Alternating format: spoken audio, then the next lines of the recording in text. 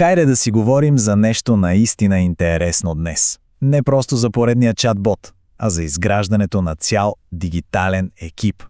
Ще видим кои са най-ефективните стратегии за автоматизация с изкуствен интелект, които всъщност могат да променят играта в работата. Само за момент, нека си представим, ако цялата онази досадна, рутинна работа просто може да се делегира. Говорим за всички онези неща, които гълтат часове и енергия, нали знаете, без реално да движат нещата напред. Днес ще разгледаме как точно да сложим край на това. Добре, ето какъв е планът за действие. Ще си назначим един по един членовете на нашият дигитален екип. Ще видим какъв ефект имат върху работния процес, когато се използват правилно. Започваме!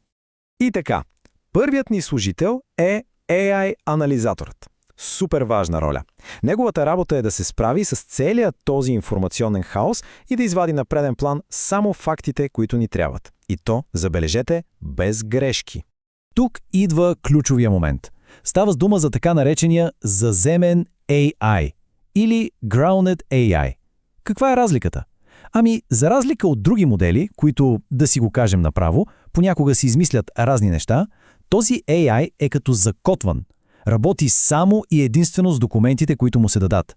Представете си го като личен швейцарски банкер за данни. Прецизен, дискретен и абсолютно надежден. А най-интересното е колко елементарно работи всичко. Вместо часове наред четене и ровене, просто се качват всички документи на едно място. Така се създава един вид централен мозък за целия проект. И оттам нататък просто се започва разговор. Буквално си говорим със собствените си документи. И ето го резултатът в реалния свят. Представете си подготовка за важна среща. Вместо 3-4 часа трескаво търсене из десетки файлове, целият процес се свива до 10-20 минути.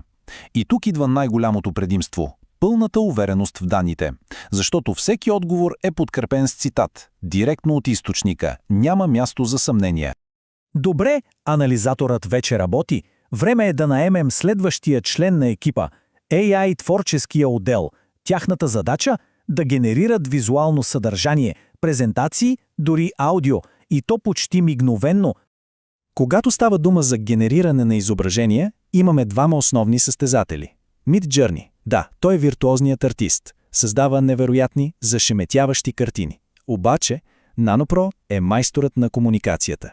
И защо е толкова важен?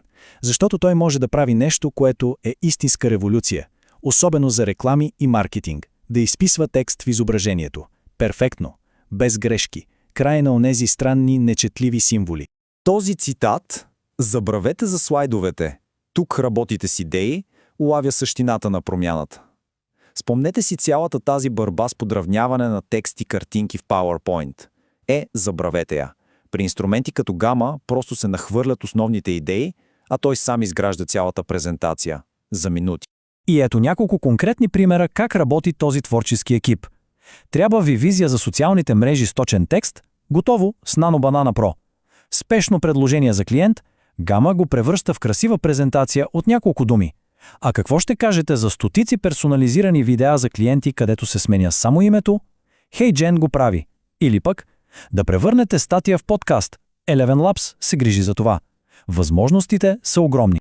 И сега внимание, защото тук нещата стават наистина сериозни. Тук играта се променя из основи. Вече не говорим за асистенти, които изпълняват една задача.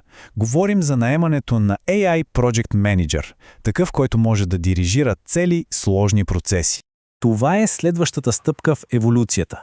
Преминаваме от AI, който е просто един много умен калкулатор, към AI, който е истински сътрудник. Дигитален колега, който не просто отговаря на въпроси, а извършва действия. Влиза в другите ни програми и работи вместо нас. Точно това правят новите агенти в GPT, например. Нека видим един супер практичен пример. Представете си, хаотичен запис от дълга екипна среща или пък един безкрайен групов чат.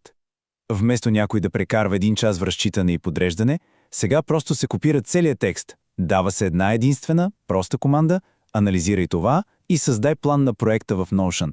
И бум! За по-малко от минута AI създава перфектно структурирана страница с цели, срокове, задачи.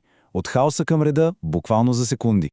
Разбира се, да се даде такъв достъп на AI е, Все едно да дадем на нов служител ключовете от целия офис и паролите за всички системи. Силата е огромна, но и отговорността също.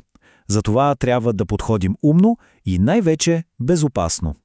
Затова ето една проста, но изключително важна рамка от 3 стъпки. Първо, започваме в пясъчник. Това е тестова безопасна среда. Свързваме AI с някой малък, некритичен проект, за да експериментираме без риск. Втора стъпка.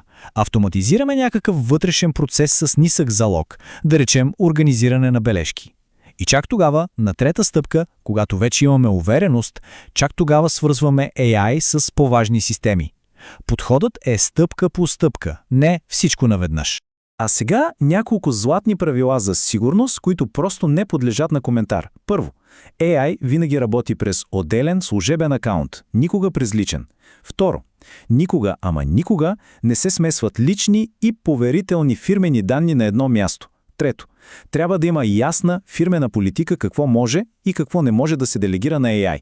И последно, когато една интеграция не се ползва, тя се изключва. Това е просто базова дигитална хигиена. Задължителна. Добре, и след като вече имаме този дигитален екип, който се грижи за изпълнението, какво остава за нас? Каква става нашата роля? Това е, може би, най-важният въпрос, защото отговорът носи една наистина фундаментална промяна. Този цитат го казва перфектно. Стойността вече не е в това колко бързо се изпълняват задачите. Тази работа вече е поета. Стойността е в това колко мъдро се поставят целите за този дигитален екип. Ролята се променя от изпълнител на стратег или диригент.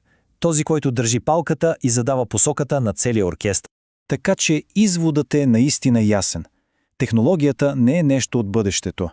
Тя е тук, сега и е напълно готова да бъде впрегната в работа.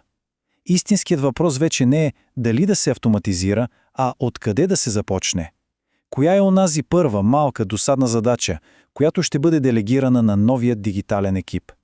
Помислете за това. Благодаря за вниманието.